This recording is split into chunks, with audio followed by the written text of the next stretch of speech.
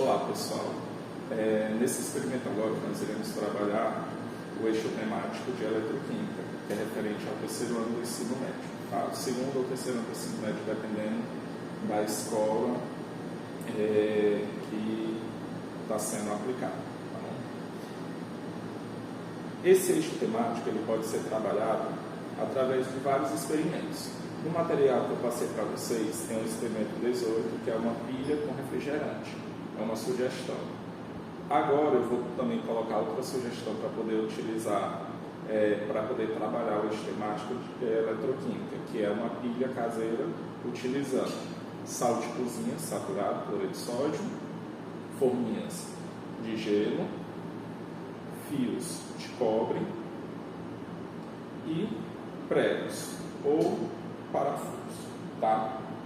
Esse experimento é até um pouco mais simples e eu também vou disponibilizar para vocês, caso queiram fazer com os alunos. Por quê? Porque ele utiliza formas de gelo, que é um material simples de encontrar em loja de variedades, fios de cobre, que é aquele mesmo fio utilizado em energia, no cabeamento de energia elétrica, e prego ou parafuso, tá? É interessante utilizar aqui o fio de cobre retirado de cabos elétricos.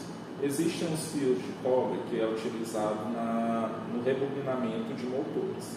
Esses fios, eles apresentam uma película protetora e essa película, esse plástico, essa resina, impede a condução elétrica, tá? Então esses fios que são retirados de bobinas de motores elétricos, eles não são ideais para utilizar nesse experimento, tá? Dê preferência para os fios de energia elétrica. Eu vou aproximar para poder mostrar um pouco como é que é feito o sistema, né, entre o fio e o prego, tá?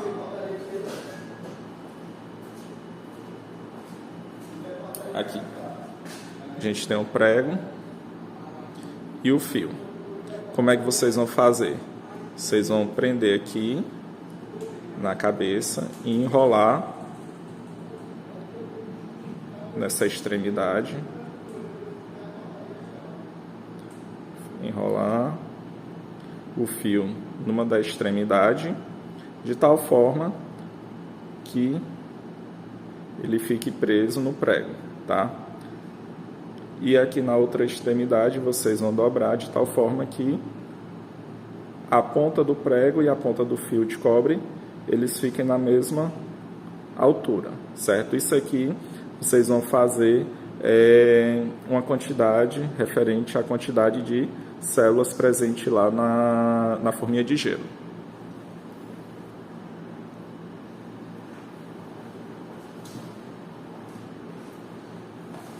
Aqui na forma de gelo, a gente tem 1, 2, 3, 4, 5, 6, 7, 8, 9, 10, 11, 12, 13, 14, 15, 16. 16 cavidades. Então, quantos sistemas de fio, quantas pontes entre o fio e o prego a gente vai precisar? De 1, 2, 3, 4, 5, 6, 7, 8, 9, 10, 11, 12, 13, 14, 15. Eu já deixei 14 aqui pré-montadas. Vou colocar agora a 15, certo? Além disso, a gente precisa de uma aqui para poder fazer o contato, onde a gente vai colocar o montinho, tá? Eu vou aproximar para vocês verem como é que ficou.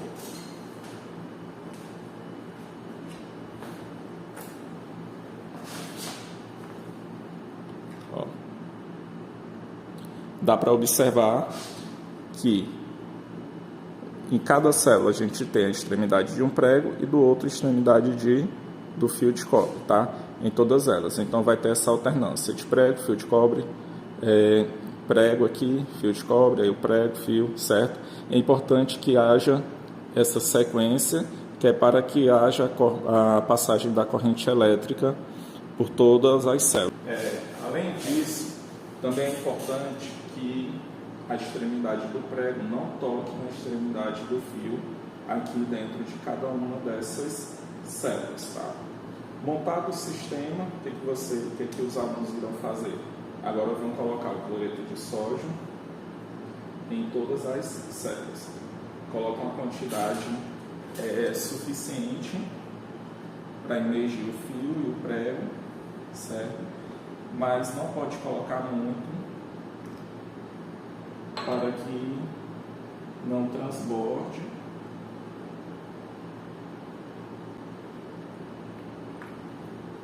entre as células.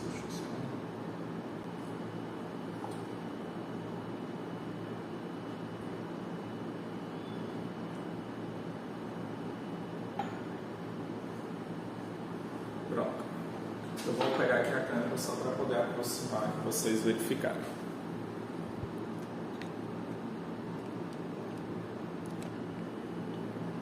Ó, depois de montado, as células vão ficar assim, certo?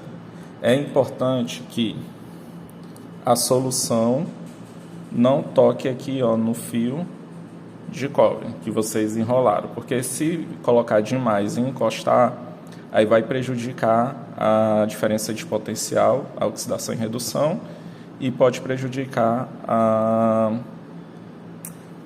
a célula, tá bom? Então, em todas elas, a quantidade de solução de cloreto de sódio está tocando na ponta do prego e no cobre, tá bom? Agora, o que iremos fazer? Deixa eu só botar de volta aqui. Pronto. Agora, o que nós iremos fazer? Com a utilização de um multímetro, pode ser um multímetro desses mais simples, analógico, ou um multímetro desses digital automático, tá? Desde que haja uma garrinha na extremidade.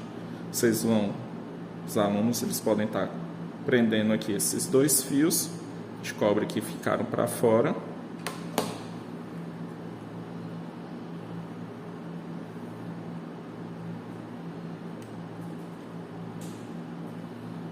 E aí, com isso, a gente observa um potencial, certo? Uma voltagem. Aqui, no caso, é de 2,14 volts.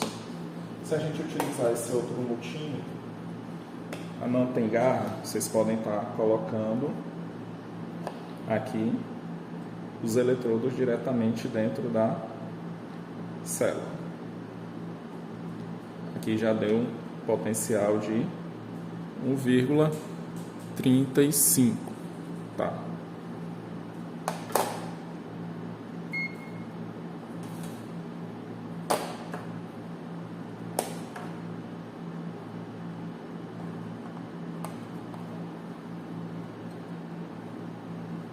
Aqui, ó. Utilizando as garras, nesse outro também deu 2,12, 2,10, tá bom?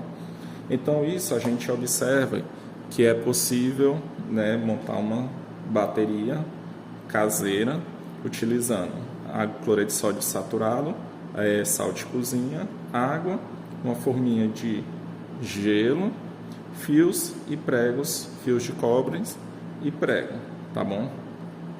E aí, digamos que a gente queira brincar um pouco com essa célula. Nós vimos que em 16 células o potencial é 2,12, 2,1 volts.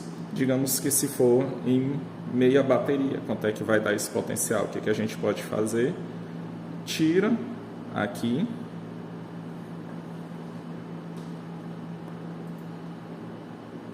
Vou retirar esse prego e vou colocar o fio de cobre aqui.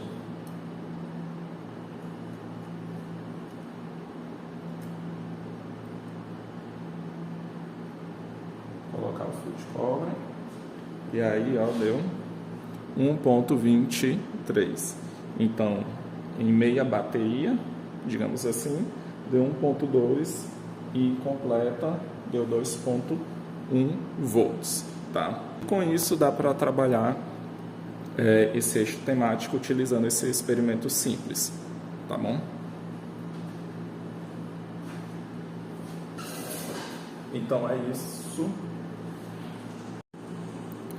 Bem, pessoal, eu havia esquecido de comentar durante o vídeo, aí eu vou fazer esse complemento. A gente consegue medir a diferença de potencial em toda a bateria, mas a gente também consegue medir entre uma célula e outra, por exemplo, entre essa célula e essa segunda, vai dar um determinado potencial nessa outra. E aí a gente consegue observar que à medida que aumenta a quantidade de células, o potencial ele vai aumentando, tá? O potencial que a gente observa aqui tem uma diferença da literatura devido às condições, né? O fio de cobre é muito fino, o prego também,